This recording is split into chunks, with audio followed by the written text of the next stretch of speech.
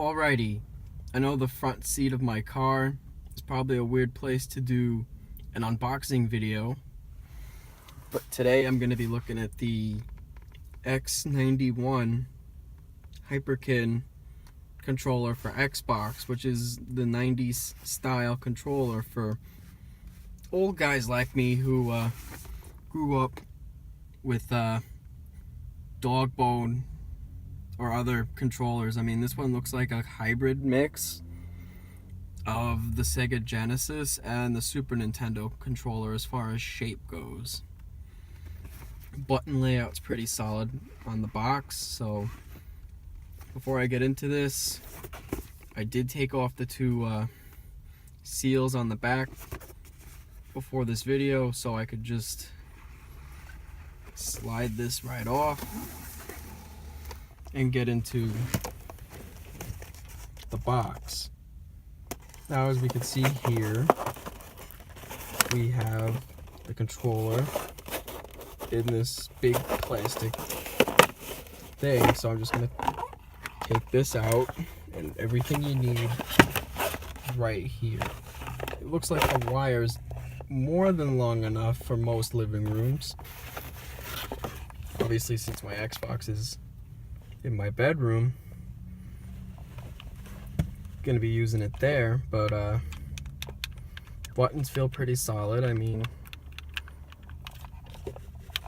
the trigger, the right and left trigger feel fine. The right and left button also feel fine.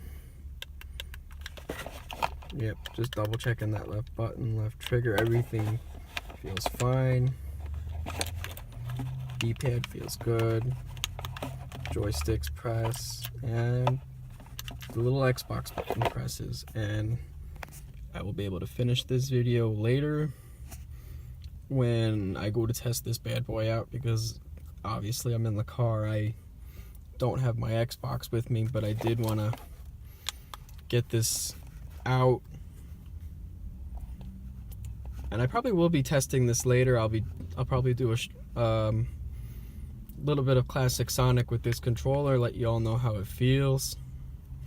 But for me, this is all I really need in a video game controller. Like, I like that over time they added the grips, but when I'm playing a retro game on my Xbox, like an old Genesis game like any of the Sonics or Streets of Rage or even Sonic Mania, I'd rather have an authentic feeling controller, and this does feel pretty authentic now that I'm holding it in my left hand,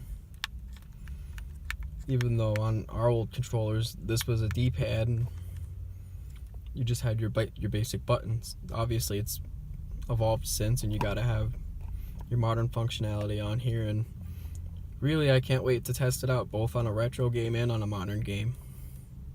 But I'll have more on this in a bit. And then down here at the end of the cable, obviously, is your USB to hook it up. And then you have this, which hooks up to this, which I never understood what this was for. If anyone could tell me, please let me know in the comments, because I'd very much like to know. But that's it for this unboxing. There's really not much to this controller out of the box, and when I test it, I'll put up another video reviewing this controller, just as I did with the Hyperkin Pro Cube controller. Boy, Hyperkin really does know my taste in video game controllers, but I'm getting ahead of myself here. I'll get back to everybody when I test out the controller. But for now, if you're into the retro design and you've seen other reviews that say this thing is good or this thing sucks, definitely let me know. But for us retro guys, this is definitely hitting the sweet spot for me. And I'll catch y'all later. Have a good evening.